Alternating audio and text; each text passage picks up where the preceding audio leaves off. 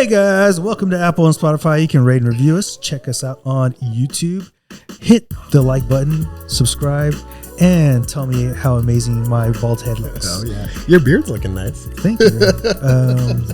I get a good old trim every now and then. Where the hair went? My hair on my beard's longer than my head, huh? So our website is strengthsolutionspodcast.com. We got free blogs and guides for programs for purchase. Then strengthsolutionspodcast@gmail.com. If you want to email us future fitness questions, social media, Facebook, TikTok, and Instagram is Strength Solutions Podcast. I'm Strength Solutions Edwin. I'm Strength Solutions Nathaniel. Okay, Nathaniel. Yes, sir. I have a problem. Uh-huh. And a lot of this podcast, with this guy. Always problems. This podcast is going to be about a lot of things that we do as people. Okay. Because of our ego. We believe we're correct. I know a little bit and I want to start something with fitness. Okay. Yeah. And I want to talk about modalities and why do we use them? What are they good for? Okay. And there's no such thing as the best modality. True. Let's start there. Yes. Right. I do agree with that. I think throughout my training and helping people, I like the fact that I know many modalities. Yes. Yeah. And recently I picked up Indian clubs and maces. Yeah. And another trainer asked me how would I use them. And I was like, you know what? They're really good warm-up tools. They're really good to strengthen the joint a little bit, give you a little bit more range of motion, and then go into your bench press. Yeah. You should try it. Yeah, that's a good idea. But the first modality I want to talk about is like endurance training, like the high rocks and things like that. And where do we like to use them? I think this is a perfect modality switch when you have a foundation of strength. Yes, that's actually a really good point to make. I think the foundation of strength is very important when going into an endurance type like program, because I find that a lot of times, like just for simple example, like running, right? A lot of runners wind up like in pain or with injuries and things like that. And I think a lot of it could have been avoided if they had done strength training either previously or at least while they were doing the endurance training, right? And in a foundational way, right? In a foundational way, yeah. It doesn't have to be the main thing, right? Or even if they did once or twice a week of just some straight strength training, right? They'd probably find that they would be injured a lot less, could probably run longer, right? You know, a lot of benefits to it. Less effort when they go run. There you go. Yep. All right. So the next modality that I do have, and I really like this mostly for beginners. Yes, there's people who do this on an extreme end, is bodybuilding. And the reason I like it for beginners, it helps you connect and isolate each muscle. So what does my tricep feel like? What does my bicep feel like? Right. You know, a lot of things like, okay, how do I keep my core together and use my core for a crunch versus using my hip flexors? Right. It's very connective. I think that you're right. And as a beginner, you definitely need to learn all of those types of things, you know, because even as trainers, right, how many times have we asked someone like, hey, where do you feel that? And they're like, I don't really know, you know, kind of all over. And it's like, I kind of need that information to know, you know, whether I need to change anything or what's going on.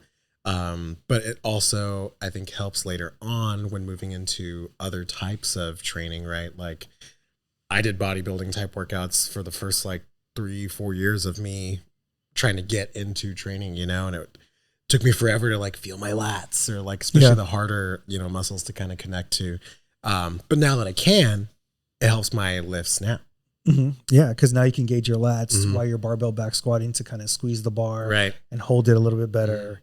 And that's where bodybuilding does amazing. Yeah. Now on the extreme end of things where it does very poorly, and this is why functional training got really popular, is it limits the way the whole body moves together. That's fair. Yes. And so this is why functional training has gotten very popular. This is like kettlebells, maces, Indian clubs. You're like going through rhythm and flows, because you could get injured also if you don't have rhythm. Yeah. Right. That's so really coordination is a big part of why people get injured. So if you're walking and let's say the right is off from the left, well, now you're putting a little bit more joint pressure on that right, because that left is not swinging as hard, right? And so coordination plays a role. And this is why functional training has healed, quote unquote, people, right? Because now they have coordination. It's not so much that they're getting stronger, and it places a little bit more force on the joints to get the joints and tendons stronger, but you're not stronger muscular wise. Right. Yeah. it's almost like you're stronger sort of like coordination wise too, right? Like, and all those things I think come to play as well. But yeah, I think that's true, is where, you know, for the longest period of time, bodybuilding was kind of like the only way to lift, you know, and then everybody did that. And then, like you said, it's so segmental, right? It kind of isolates things and kind of takes you away from big, large functions. That, yeah, I could see how functional training could come in and sort of like be the cure, quote unquote, you know? So if we want to build more of a complete person, right? We got the like functional training, getting through the joints a little bit more. Now I can isolate and use my body. You know, I have endurance, but the last part is being able to use your central nervous system and outputting a lot. And this is where powerlifting and strongmen come in. Yeah. And being able to output a lot also keeps you safe. Yes. Yeah. Because if you're able to output more, when you go pick up that heavy item, your body doesn't, you have to use 100% of its muscle. It could use 60%. And so therefore now it's just safer for you totally. And the risk versus reward is much less. Right. The ratio is better. And I also feel like, and not saying that it's the best one or anything like that, but I feel like powerlifting is kind of a culmination of all of those types of things, right? Kind of putting everything together finally into one large compound movement, right? Like getting all the connection from the quads and the hamstrings and the glutes and learning what that feels like, right? Being able to get through large ranges of motion, getting all the way down, and then putting all of that together and doing a really big squat. Right. And all of those things kind of come together, but you couldn't have done it, right, if you didn't have that bodybuilding foundation, right? If you didn't have the mobility and coordination from functional training. Correct. If you didn't have the endurance, right, from training like that, right? Endurance affects your total output. Oh my God. Yeah. And it's like all of those things kind of work together, you know? You know, what's crazy is I had a powerlifting coach. Our first phase was like 15 reps. Oh, good God. Before we got into season. Yeah. Right. So we could work the muscular endurance factor. Yeah. So when we go to output all the way, we're not fatigued and tired. We could push a little bit more through it. Right. Yeah. I don't think that we talk enough about how that endurance factor does play into like big lifts. You know, I remember, you know, for example, when I was first training and I didn't really know what I was doing or anything, I remember trying to squat like 100 pounds on the bar. And it was like after 3 reps, it wasn't so much that my muscles were gassed, but cardiorespiratory, dude, I was like, how do people do this for 8 reps? How do people do it for 12 reps? I just didn't understand, you know? But if I had trained my endurance, I could have output more and gotten more out of those types of like muscle building, powerlifting type stuff, you know?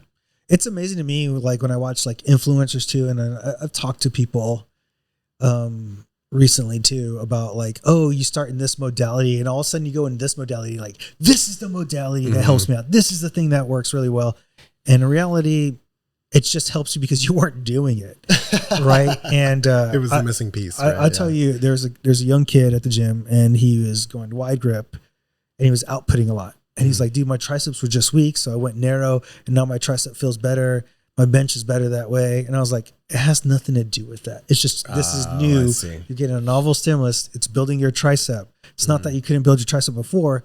It's just now we're using a compound movement to build your tricep a little bit more. Right. Yeah. How interesting. Yeah. So I did a little thinking this week. Okay. Been walking outside by myself with no headphones, just being able to walk. Oh, just raw walking. Yeah, raw walking. It's funny that we call it raw walking. Yeah. Like, it's just walking. It's just normal walking. Yes, just without headphones. You mean no phone to scroll on the whole time? No phone to scroll, no one to call, just raw dogging. Damn. And I was thinking, man, we just need to come back to being humans, having empathy. And I've been listening to a podcast about evolution, right? And we talk about like male and female choices and stuff like that. And they're talking about from a gene perspective, when certain mates, they lose their gene pool because a certain man keeps taking all the women mates, right? And it just makes me think about all the reward systems we have in our brain. And people may not think of it as a reward, right? So for example, why do teenagers rebel?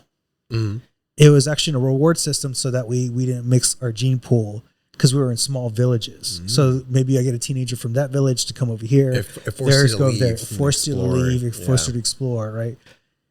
It was as simple as today when I just walked outside my car after giving blood work and I was like, you know what? Like the sun feels good. I'm going to go for a walk. It's a reward system to get me moving and to explore again. right? We don't think about these things. We have a lot of reward systems. For example, for any woman who's married or has a man, right?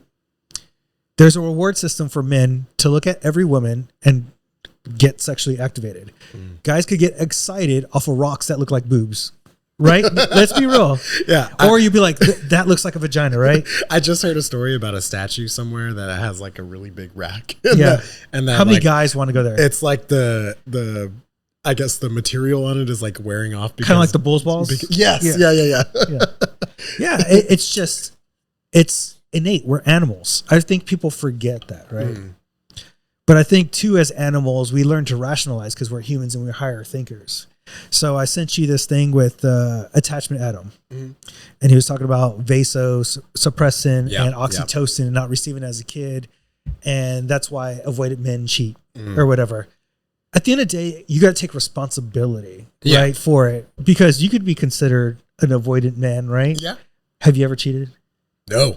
And is it part of your morals to not cheat, right? Yes. Right. So I think at the end of the day, like, we need to quit using science to rationalize everything. It's kind of like we talked about in last podcast of like therapy being a new religion, right? And kind of using it as sort of like an excuse for actions that you take and stuff. And it's like, well, those things probably do play a part, and maybe it does make it harder for you to make quote unquote like a moral or correct decision.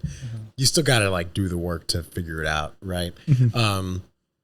Or I don't know, you just accept that that's what it is and you don't get into a relationship, right? But you still have to take responsibility for it in some way. Yeah. No, it's crazy because and a lot of guys who are incel are the ones that are complaining, right? That don't have made choices. But I think people forget that we're animals and we have to persuade. And I literally had this conversation with Amanda about like, there's just girls that want to go into stripping and girls like to dance. It's like almost innate because they want to seduce the man. Yeah. What is men like? They like movement. Men see movement very well. They'll take undulating, anything, right? Oscillating. They'll even pay for movement apparently, right? Twerkulating. Right? Vice versa. Yeah. It's like when the male peacock spreads his wings out, shows his physical features. Well, guys want to build a good body, make good money, right? But it's a game because if the game was only based off of, and animals do this too, only after those features, then a lot of males would not have chances to mate. Like I wouldn't have a chance to mate, but I did, right? And I have a kid. You have a kid as well, right? You wouldn't consider us at the time like top. Oh, fuck no. 5%. No way. No way, right? Yeah. And it just shows that it's a game. And I think because of this game, some men are called perverts. And then now girls are complaining about men are not going after women. Or vice versa, like girls are not flirting with guys because they're like, well, I need him to try harder or whatever. Yeah. And it's just like, it's a game of back and forward. And not everybody's game is the same, right? But it's getting convoluted because everybody's supposed to be at the same like rate. Like, no, I can get away with certain things, but my friend who's 6'4" can't get away with it, right? We got to be honest about the game. Yeah, exactly too, right? Like, and the game changes, right? Like you said, and it's, if you're pretty, there's pretty privilege, right? That's a real ass thing. I know, I see it. Know what I mean? Yeah. There's girl privilege, there's boy privilege. There's girl privilege, there's girl, yeah, exactly. And it's like, it's funny, I kind of laughed when you were talking about the peacock thing because it's just so funny that we do all of these things, right? And it's so like primal and old and we've been doing it forever. But we look at it in like a different perspective now, because we're so smart. Because we're so high thinking and all of these things and things have changed. But it's just like, dude, you working out and getting really big is the exact same as if in the past, you did all this other stuff. Or it's funny, the other day I was looking at like old traditions and stuff like that. And I was looking at the tradition of like, I'm sure you've heard this where like the wedding ring is supposed to cost like 3 times as much as your monthly salary or whatever. And I was like, why is that? Like, where did that come from? Why is that like a thing or whatever? And it really, in the past, was like resource signaling. Like it was me coming up to my mate and saying, look at all my resources, right? Look at how much money I make. Look at, this is my, it's me being a penguin bringing a big old rock, right? Like it's the same shit. Yes. And it's like nowadays it's not really as needed anymore, right? Because women can work or whatever it is, but it's like, that's where all these things come from. That's why we do these things. It's also primal. You know what I mean? Like, it's no different than a fucking penguin bringing a big ass rock, and being like, look at my big ass rock. I'm literally bringing you a rock. Like a for real rock. And for the guys who complain and then they get married, it's still a game. It'll never stop. It never stops. It never stops. You still got to pursue your wife. You still got to chase, quote unquote. Yeah. It doesn't change. You just chase differently. Yeah. You chase differently, or maybe it's a little more secure. You do more of a romantic kind of way, right? Yeah. As opposed to like having to flaunt, right? Being able to be vulnerable, right? It just changes, right? The game just changes, and you got to be an athlete. Yeah. And it's hybrid athlete. It's only because you're a science denier. Uh-oh. Science denier. I should have my lab goggles on. Like Joel Steedman. Yeah. All those science deniers. Science denier is such a funny term to me. It just sounds funny. It's like, I guess what they're trying to get at is like a concept of people who like refuse to believe certain things that are like articles or facts and stuff. There's this one guy I follow. I don't know why I can't remember his name right now. I think it's Dysfunctional Patterns. I think it's him. And he'll always post like funny like meme type stuff, where it's like, science guy says, you have to lift within this rep range or whatever. And then it's just like Jim Bro is like, I did, 8 sets of lat pull down and whatever, And it's like, there's this constant argument, I guess, that goes back and forth of like, should we just kind of do whatever we want to, or do we have to follow the science exactly in order to like get the gains, And so it's the age old argument, I guess, that still continues within the fitness community. And where I really want to go with this is that he's created himself as this god of fitness and this idol, right? I'm not saying his exercises are not, that they're horrible. Yeah. A lot of them I just wouldn't do because of risk versus reward, right? There's some of them like, oh, that's a great idea. I could work on stability and do this thing and that. Yeah. And my thing is people using this God mentality and this God complex to sell. And it's almost like we're in this movement, like we were the body positivity movement, the LGBTQ movement in COVID, of people marketing themselves and selling that way, right? Yeah. And now these people are using faith to sell. Like I saw one of my buddies sent me this, hey, what do you think about this personal trainer? He told me about it and his wife was looking at it. Very faith-based people, right? Oh. And it's because this person was faith-based training. No shit, dude. And I was like, good training's good training. And I was looking at his stuff and I was like, look, he has good training and all that stuff, but faith has nothing to do with the training. Yeah. It has to do with he's actually a good trainer and he understands movement patterns and all that stuff. But I mean, people are, I think, hitting on Gwen Stefani all of a sudden changing. Oh, right. Because she's doing they're like, I saw that a lot of celebrities, I guess, are doing like these ads for like some religious app or something like that. I can't remember what it was, but I have seen that. And it's, in some cases, I think it's fine because like I have some clients who were telling me that they were doing this like kind of walking thing. And like with the walking, they were, I guess, like reading a scripture and then they would like go together and like talk about it or something like that. And I was like, hey, that's awesome. If you can combine those two things for yourself and like make it work, or if it helps you connect with your partner or your spirituality or whatever, and you're just kind of combining it with something else, totally fine, right? That's totally fine. But if you're also someone that just goes for a walk every, like the fact that they're doing that doesn't make the walk more effective, right? Or whatever it is. But it could make it more effective for them because mentally it puts them in a better state. Exactly. And so that's why, that's what I'm kind of saying. It's like, it's really independently, and it's like, hey, if for those people, I don't know, if that faith-based training like helps motivate them somehow into doing it more, I guess fine, My only problem with a lot of this faith-based stuff is using God to sell. Yeah. Okay. Right? You know what? I agree with that. Is the problem, right? Using, it's like a vulnerability, right? Using like, it's okay to be big to sell. And then Amanda was telling me about an influencer who was around COVID 2020, literally was average weight before COVID. And then all of a sudden, whatever happened, she blew up a little bit, started using the body positivity movement to sell and make her market or whatever. And all of a sudden she gets gastric bypass and then she's all mean to everybody and things like that.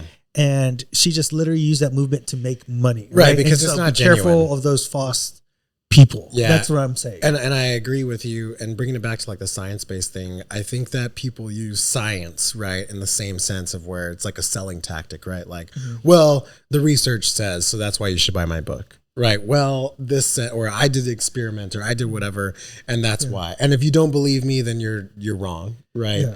And yeah, it becomes a huge issue. Or when people use science to sell their idea, right? So even I'm going to go the other way too. So there's a study, and it'll say single males who make less than married women make less than single males, and married men make the most money. And in this thing, they're trying to use it as men need to be married to make a bunch of money.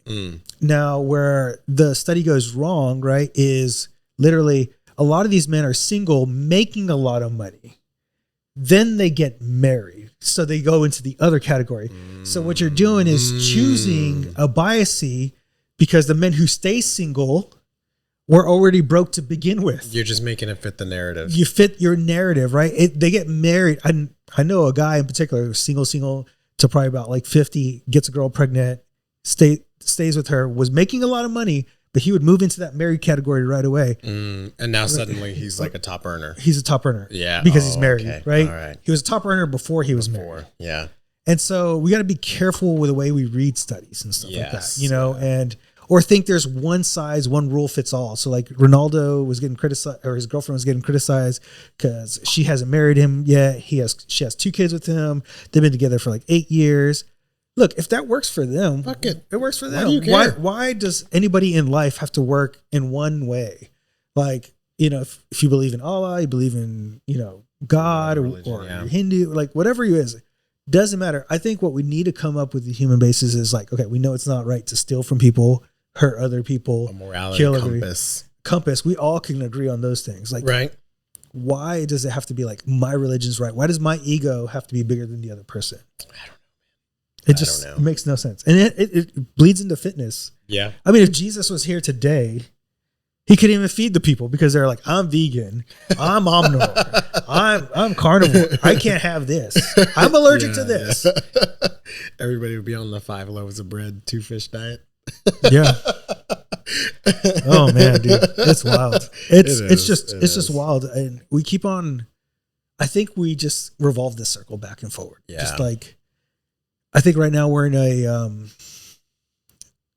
very Star Wars-ish kind of place. Oh yeah, you mentioned that. Yeah, the free trade and Phantom of the Menace. Oh man, it's like the thunderous applause going to give the Chancellor executive orders. You love Star Wars. I love it, dude. But it is very odd because it's funny that you watch a movie like that and you're like, damn, they're so wrong. This is so fucked up politically. Like, there's so many problems. And then it happens in reality and you're like, yay, you know, or like it just turning a blind eye to it or something. Yeah. So someone asked me like, well, Trump's doing all these executive orders. What about when Biden did it? I was like, it was a fucking right idea. Like, doing an executive, we have a system in play for a reason. All because one guy does it versus the other guy does not make it right. When you say that it's okay for your guy to do it and the other guy does it, tells me you're a hypocrite.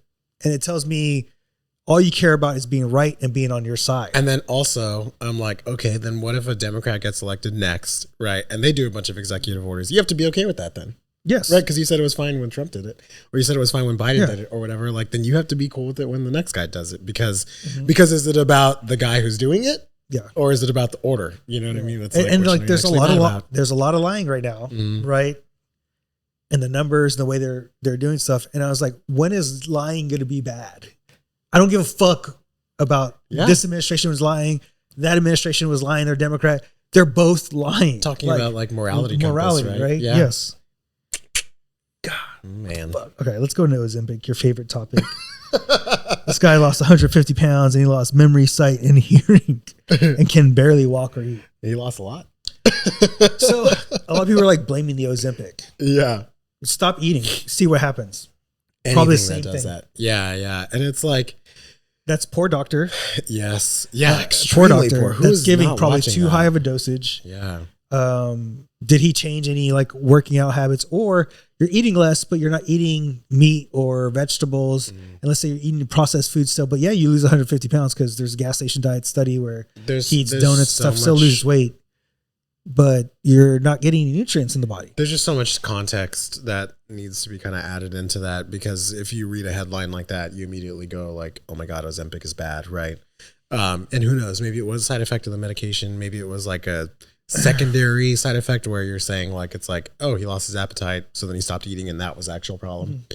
I don't know. It's one of those things that kind of brings me back to what we talked about last week. I was having a conversation with my clients the other day, and he was saying that he had listened and heard about how like some of the, fitness facilities are going to start selling Ozempic out of the facility itself, Yeah. And we were sort of having that conversation, and it's like, it comes to things like this, where it's like, why was he not being monitored correctly, right? How much of a dosage was he taking? Was anybody helping him? Was he working out super intensely while also being on an extreme caloric deficit and not eating and being tired and losing muscle mass? Losing bone mass. Losing bone mass. Like, there's so much to it. And it's one of those things that just, like, that's what worries me about it being sold out of places like this. Like, who's going to be monitoring it? I doubt that they're just going to be like slinging it out the door or whatever, but it's like, when it comes to a place where, okay, we're just selling it out of a fitness facility and not out of a medical facility and a doctor, where I'm sure this guy got it and had issues, and then we're moving it out of that and going into even a less regulated space. But this is where a fitness influencer posted it because they're against Ozempic, right? Yes, they were, right? And okay, going back, it's like, are they just making it fit their narrative, right? Are they just making it... They're not going through the nuances. Right, yeah. And so it's like, that's why you have to have all these conversations like we're having now, or talking about it and talking about all these contexts, because you just got to critically think about shit, and not just like take everything at face value. Yeah, like what's the dosage? I mean, you could even go to creatine, and there's people who do 20 grams. 20 grams, yeah. And then there's people who can only handle 5 or 10 or 15. I've had clients that like just do terrible on it. Like start getting a bunch of like digestive issues, and I'm just like, get off, because obviously this doesn't work for you. It makes me think about when I read Reddit and I read studies like, am I the asshole because of this? Yeah. And then the very bottom, you'll see a lot of people commenting like, no, you are the asshole. You're not the asshole. And I'm like, okay, take your personal experiences out of the equation.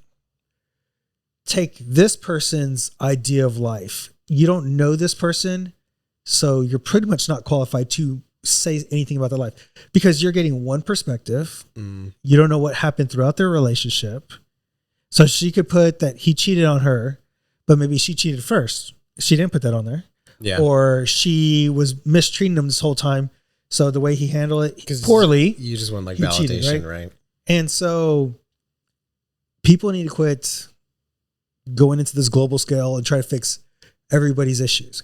Now, if you came up to me and you had a relationship issue, I think I have a little bit more validity. There's more context, right? And context. Because I know more, right? And I'll just tell you, your asshole, suck it up. Right? No, bro, you always got to agree with me no matter what happens. But I think we need to get back to our small villages in that sense. Maybe, man. I think I know this is kind of off topic, but I saw something today that was like, the reason people kind of romanticize their college experience is because it's the last time that they were in like a community that was about bettering each other. It was small, walkable. It wasn't greedy. Everything was kind of centralized. You had a small group of friends that you had. You went to the same sort of places all the time, and it was just like a little community. You're within the same age bracket. It's like same age bracket, right? You're all kind of growing together, doing the same stuff, trying to help each other, and it's like, they're like, what if we, crazy idea, what if we just built cities like that? And it's like, but it's funny because you go to big universities like Texas State or whatever, and it is like a little tiny city in there, it's like a little tiny community outside, even within the city, there's like small cliques. Yeah. You're part of this team or you're part of that group or whatever, and you just have community, right? And I think that that's what we're missing now. Big part, man. And big part. You know what's scary is young kids taking testosterone. They have learned how to beat the system. They're taking Plan B before they do their blood work. Oh my god! To tank their testosterone so that they can go and get like a low reading. Yes. That's horrifying. That's scary and wild. That is super scary. And more teenagers are looking jacked as fuck. You're right. Yeah. I don't know if you saw the videos. I mean, I don't, even if you go online, right? Like you look at someone like Sam Sulik, right? Who's like fucking, I don't know, 22? Dude's like 23, something like that. Dude. He does not look like that, and it's like, I've seen other videos where they interview people and they're like, the guy's fucking super jacked, really tall, no hair, like whatever. And they're like, hey, how old are you? And he's like, 21. And it's like, huh? Like, what? Yeah. And it'd be, how long have you been fucking blasting shit? You know, because it's like, that is not normal. You know, that's not the way it should be. And, you know, I'm not here to judge anybody. I'm not going to pretend like I don't take a testosterone replacement, right? But it's like, there's a level and a limit. And it's also, I think, I don't know, I guess at the end of the day too, it's just your life and your goals and whatever you want to do. I just think you say it from a concerning point, because when you're that young, you don't know what you really want. No, that's and you true. think the body is what you want, but then you live to 48, 45. Yeah. And you die while your kids explodes. are. Yeah. And that's where you're just given a warning. You're not. If you want to do it, you can do it, right? Yeah. Like if my son came to me, I'd be like, you're fucking crazy, right? Yeah, exactly. And I'd be like, look, as your father, I am warning you not to do this. Right. And he turns 18 and he does it. That's all on him. Hey, man, not out of my control. He's now, a grown man at that Yeah. point. And I think it's funny too, kind of bringing it back to what we were talking about earlier about like sort of flaunting, right? And kind of like resource developing. Peacocking. Peacocking, right? Yeah. It's like, you know, they may be going straight into that one when they could maybe harness another skill they have, right? Like you were saying, it's like, I don't know how the fuck I got by doing anything, but it's like some people are really fucking funny, right? And that gets them the girl. You know what skill I had? What? Dancing with girls. There you go, bro. That's fucking it, you know? And it's like, maybe you're extra sensitive and emotional. You can connect with women better that way. Maybe you're really funny. Maybe you are really jacked. Maybe, but it's like, you'll never know. You got to play the game. And you got to figure out what your skill set and strength you got to find out what your little like skill tree is at, right? And you got to maximize that shit. I could tell you what my skill tree. I wasn't tall, but I was somewhat fit. I could dance. Oh man, I made them feel real good. And I would flirt. You were fun. Yes. Right. Fun. Right. And it's like, there's a song about that. It's called Girls Just Want to Have Fun. Girls just want to have fun. Okay. Before we go into our studies, there's actually 3 studies. The first thing I want to know is, you know, that sock right there you're wearing can fix everything. How so? So there's a influencer. I really like her stuff. Okay. I forgot her name. She does a lot of Olympic lifting people. Oh, okay. Asian girl. You know Venus? Yes. Venus Gabby. Yes, yeah, I love her. I love her stuff. She's funny too. Yeah. But she literally was breaking down like when she was having trouble, and she was like, oh, well, sometimes your feet need to flex and grip strength and feet. Yeah. And I was like, we forget about feet all the time. We do, yeah. That's why we have a feet fetish. We suck toes here, man. Yeah, all the time. I did just last night. It's really true. And it's funny because, like, you know, I wear barefoot shoes and stuff like that, and it does help. But there's nothing like being barefoot while lifting. You know, I even like take my shoes off. I'm doing bench or something like that. And like, while socks are good too, right? There's also, I'm sure I've never actually tried lifting like totally barefoot, like just my dog's at. The only reason I haven't done that is I don't want to be on the gym floor like that. Yeah. And it's like, but I bet that would be even more different, right? You probably feel even more connected because you can get into it. But I do think that a lot of the times, you know, so for example, I have a client, he's like in his 80s. And he was having a lot of trouble with like balance and sort of alignment while walking. Like he would kind of like veer off, you know, to one side. And it was concerning because you could see it in his foot to where it just like wasn't properly like balancing in the shoe. Yeah. And I was like, you know, I asked him, I was like, hey, are you ever barefoot? You know, like, do you ever walk around with no shoes on at home? And he was like, yeah, I walk around like that all the time. And I was like, are you off balance at home? And he was like, no, not really. And I was like, well, let's try maybe getting some, like, you know, I know it might be a big change, but maybe we could try a barefoot shoe. Maybe see if that helps or anything. And so he asked me for some recommendations. So of course I told him 0, right? A few weeks later, he walks in with them, and I was like, whoa, I didn't expect you to just start wearing them now. And I was like, how do they feel? And he was like, they feel great. And I was like, do you feel more stable and stuff? And he was like, yeah, I really do. And it's like, now I can see him walking a lot better. He still has some balance issues, but I think it's more like coordination as opposed to like actual balance. But I don't see him veering off as much. Training. Yeah, right. Yeah, that'll cure it. But yeah, man, I don't know. We don't talk enough about your dogs, man. You gotta talk dogs. Yeah. Gotta keep those dogs barking. All right. So the first study is about smartwatches. Smartwatches help with diabetes. That was the headline, right? Look, smartwatches don't cure diabetes. Nope. All smartwatches did was change these participants' behaviors.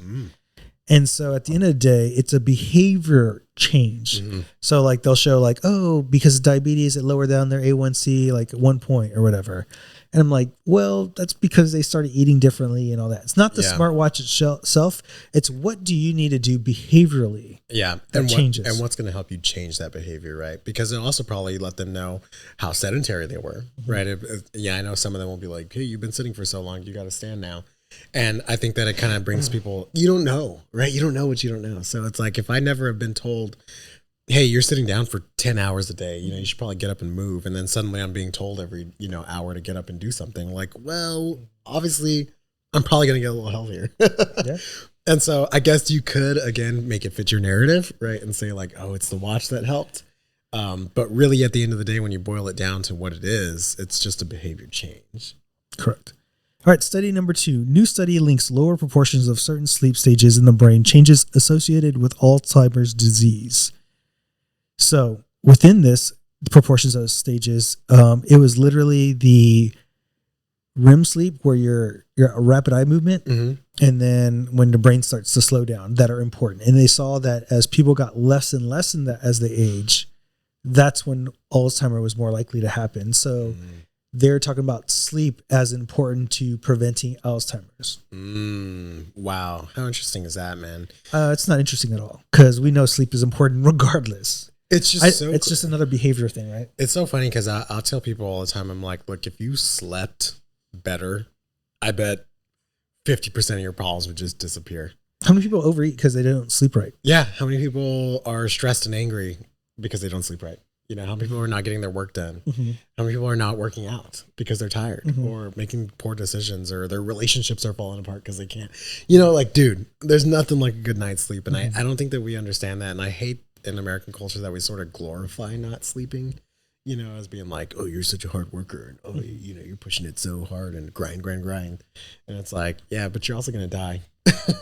There's someone I know and literally she stresses out, and she did her blood work not too long ago. And then she went to her doctor, and her doctor's like, look, you need to stop stressing. You need to strength train. Wow. And go walking. It's that simple. And I was like, that's a good doctor. Yeah. Wow. And she's like, okay, I'm going to be committed this next 3 months. Okay. And really work out. Yeah. Stop stressing. And because I haven't seen him in a while. For a reason, they had a big event they had to take care of. Okay. And had to do. And I was like, look, let's take this next three months and work on your health. And let's change that blood work. Let's just focus. Because their blood work was good before. And it's just like, because of the stress, it probably led to poor sleep, led to them not working out. It led to them not eating as well. Bad nutritional decisions. And so we're like, we'll just get back to it. And I was like, but this is a lesson to be learned. Like, don't repeat this. Next time there's a stressful situation, how can we handle it better is the goal. You need to learn from this. Our last study, omega-6 fatty acids promote the growth of aggressive type breast cancers, study finds. So omega-6 fatty acids found in seed oil such as soybean and sunflower oil and animal products including pork and eggs specifically enhances the growth of hard to treat triple negative breast cancer subtype. Interesting. So I really wonder, because when you look at the study and stuff, is it more, they just isolated omega-6. Is it more omega-6 or is it more the ratio from omega-3 to omega-6, which they didn't go over in the study, right? Right. And I think this is where the complexity of nuance happens too. Like the patients that you chose, are they going to be more biased towards, oh, they eat mostly omega-6 foods. So therefore, let's pick those people. Those are the people. What was that? The 7-country study? They picked like 7 countries, but they left out like 2 or 3. Yeah. And it was about saturated fat. And it's just to fit a narrative. Yeah. So when we look at science, we look at faith, and we look at other things. You're a science denier, bro. Are we finding people who literally back our biases? That's the question. I think fit our narrative. It comes back to just like critically thinking about it. Is this information good? Yeah, it probably is, but it also doesn't mean stop eating eggs, omega-6s are bad, blah, blah, blah, everything like that. It's like, hey, maybe take that information, think about it, apply it to your life. Does this make sense for me? Do I do a bunch of these things? And it's just like, we can't just absorb every single little thing and start making it the truth. And use it to sell, right? Because maybe they're going to be like, oh, this is why you should eat vegan, right? Or maybe, and then you go look at who did the study and it's fucking Beyond Meat or something. You know what I mean? And it's, I don't know. It makes me think of like supplements. Supplement like they used to be popular back then, and then it comes back. Or like when people were wearing the plastic suits to sweat more, and now it's becoming popular again. Like, it's like we forget. Yeah. And it's just like, no, the supplement could be really good in this moment, in this characteristic for this individual. But what's your blood work? What are you doing outside of that? Like, there's so many individual statistics that I need to make you a better decision. It's like if I'm on Reddit, I need so many individual things of you as an individual and your partner and your relationship to make a better qualified decision to answer that question that you're putting online for everybody else. All right, guys, if you like what we're doing, you could check us out on Apple and Spotify. You can rate and review us. Check us out on YouTube. Hit the like, subscribe, and leave an amazing comment down below. Then, if you're looking for our website, it's strengthsolutionspodcast.com. We have free blogs, free guides, and programs for purchase. Also, if you're looking for email to email us future fitness questions, it's strengthsolutionspodcast@gmail.com. Social media, Facebook, TikTok, and Instagram, Strength Solutions Podcast. I'm Strength Solutions Edwin. I'm Strength Solutions Nathaniel. Laters.